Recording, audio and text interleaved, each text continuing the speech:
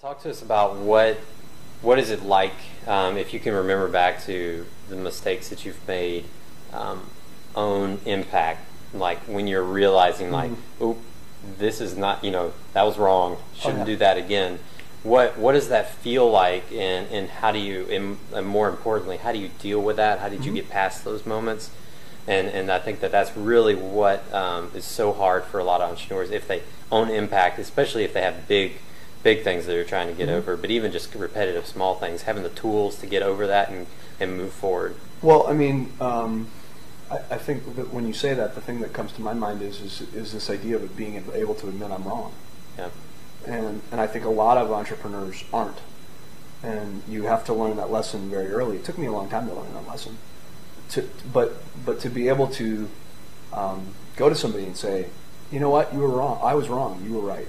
And I'm sorry, and I didn't handle that very well. And let's move forward from there. That's a big damn deal. And a lot of people have a hard time. In fact, it's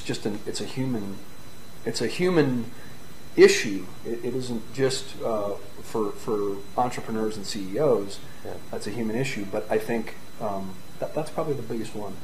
And it's being able to say, look, I was wrong, and you were right. It sounds very easy, and it rolls off my tongue very simply today. It didn't always roll off my tongue that way. Yeah. Well, what gives you the courage to move forward as an entrepreneur and continue to risk failure and mistake? Well, I mean, it's just too much fun.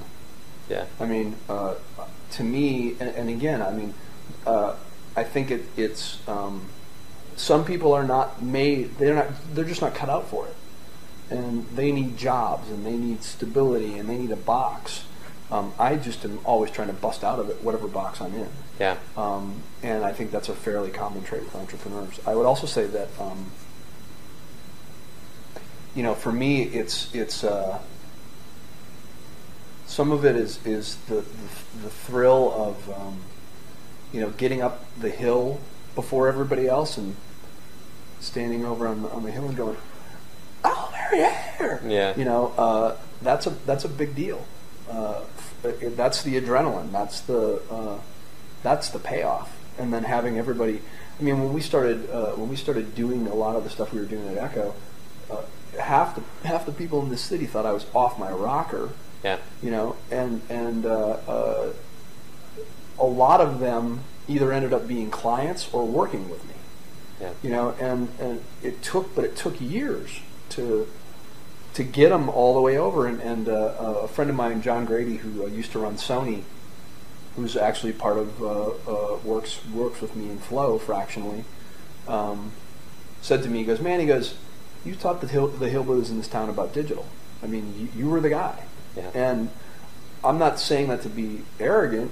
There's a point where you have to just kind of own what you did. Yeah. And I'm certainly not the end all be all. And there's some kid somewhere roaming around somewhere in this town who's 23, 24, 25. That's my mantra today, apparently. Who's going to teach this town something that I won't be able to teach them. Yeah.